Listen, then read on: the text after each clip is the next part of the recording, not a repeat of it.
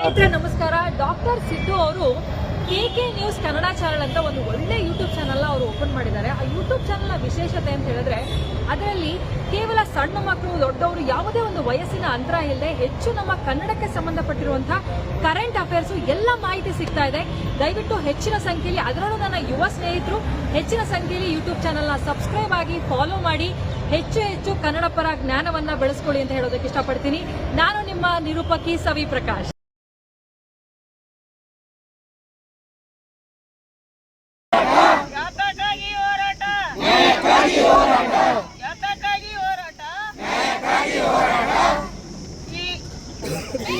ಹಟ್ರೇನು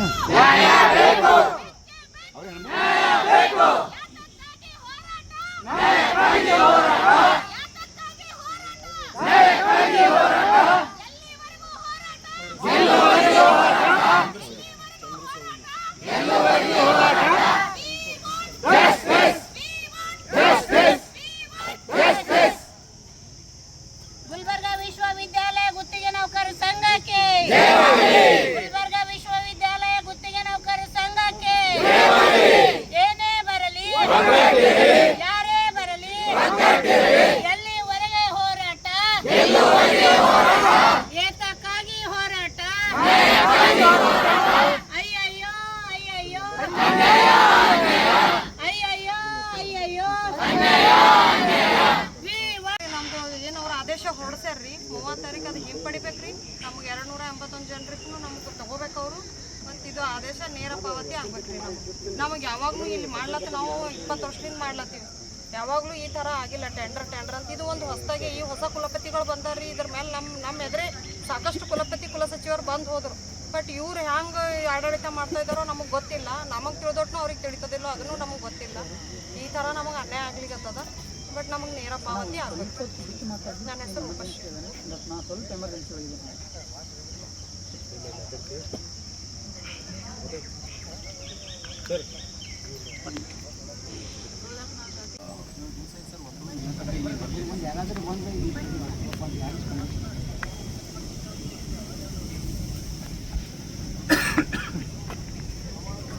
ಈಗ ಪ್ರತಿ ವರ್ಷನೂ ಸರ್ 20-25 ವರ್ಷ ಈ ಶಾರ್ಟ್ ಹೇಳ್ಬೇಕಂದ್ರೆ ಪ್ರತಿ ವರ್ಷನೂ ಕೂಡ ಟೆಂಡರ್ ಚೇಂಜ್ ಆಗ್ತದೆ ಸರ್.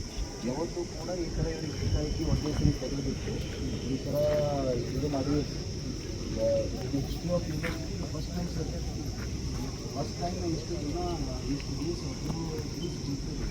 ಆಮೇಲೆ ಈ ಸಮಸ್ಯೆ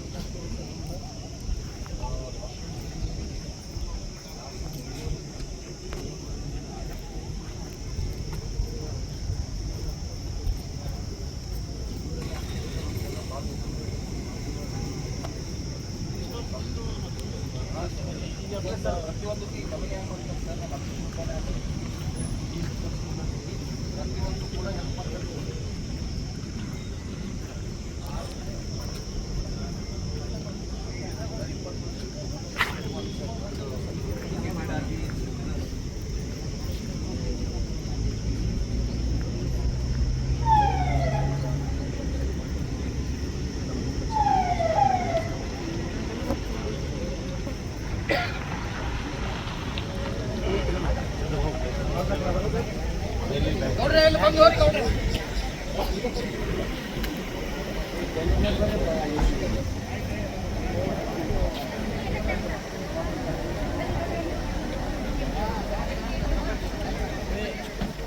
ಬೇಕೇ ಬೇಕು, ಬೇಕೇ ಬೇಕು, ಬೇಕೇ ಬೇಕು.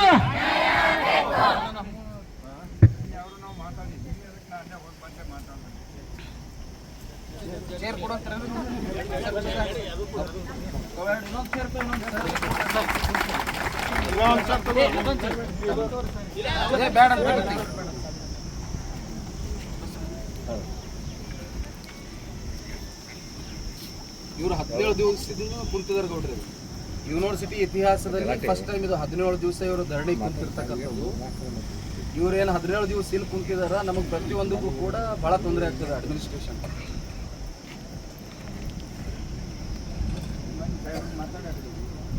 ಸಾಹೇಬ್ರು ಮಾತಾಡ್ರಿ, ಇಲ್ಲಿ ಕಮ್ಯುನಿಕೇಶನ್ ಗ್ಯಾಪ್ ಅದ ರೀ. ವಿ ಸಿ ಅವರು ರಿಜಿಸ್ಟರ್ ಮೇಲೆ ಹಾಕ್ತಾರೆ, ರಿಜಿಸ್ಟರ್ ಅವರು ವಿ ಸಿ ಅವ್ರ ಮೇಲೆ ಹಾಕ್ತಾರೆ.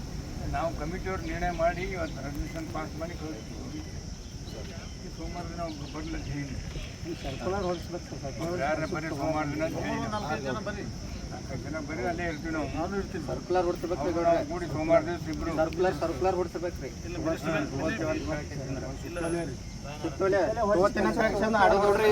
ಈಗ ಏನು ಮೀಟಿಂಗ್ ಅದಲ್ರಿ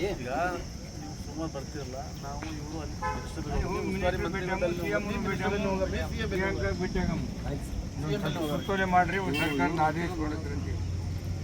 ಇವ್ರು ಮೊದಲು ಇವ್ರು ತಗೋಬೇಕು ನೋಡ್ರಿ. ಇವ್ರು ಅಧಿಕಾರಿ ಮಾತಾಡೋದಾಗ್ತಿಲ್ಲ ನಾವು.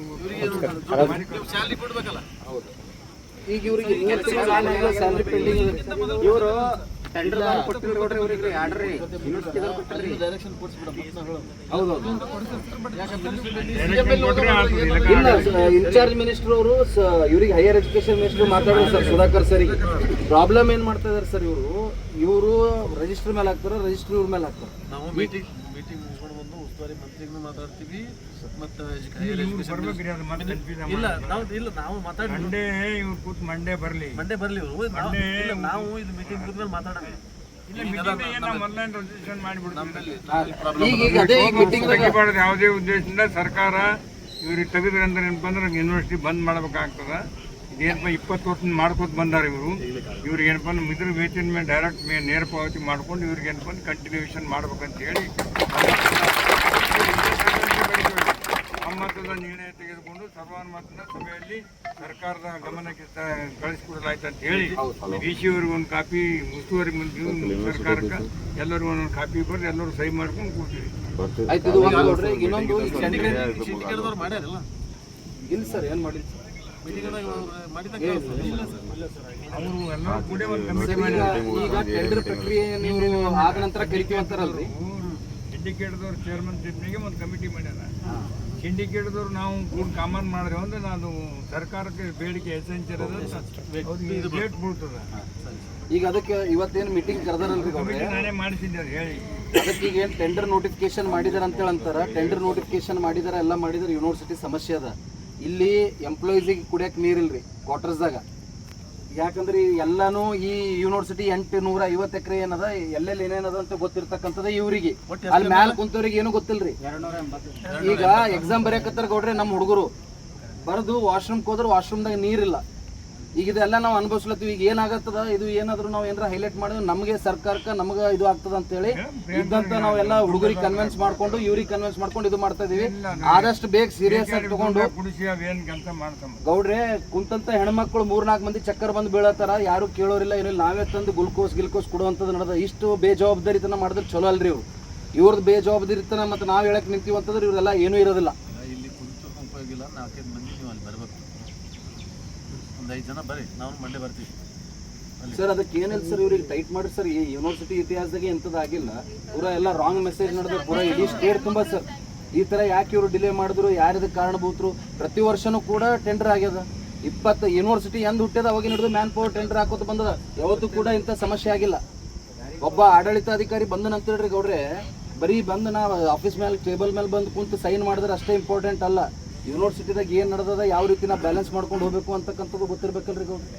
ಇವರೆಲ್ಲ ಒಂದು ಪಾಪ ಎಲ್ಲ ತಮ್ಮ 4-5 ತಿಂಗಳು ಪಗಾರ ಬಿಟ್ಟು, ಅರಿಯರ್ಸ್ ಬಿಟ್ಟು, ಎಲ್ಲ ಬಿಟ್ಟು ಇಷ್ಟೆಲ್ಲ ಡೆಡಿಕೇಟೆಡ್ ಮಾಡಿ ದುಡಿದ್ರೆ ಇಂಥ ಅನ್ಯಾಯ ಮಾಡ್ತಾರಂತ ತಪ್ಪಲ್ರಿ ಗೌಡ್ರಿ. ಅದು ರೆಸಲ್ಯೂಷನ್ ಮಾಡಿದ್ರೆ ಕರೆಕ್ಟ್ ಆಗ್ತದೆ. ಅದಕ್ಕೆ ಸರ್ ಸ್ವಲ್ಪ ಒತ್ತು ಹೇಳಿ ಸರ್, ಇಲ್ದ್ರೆ ಏನಾಗ್ತದ.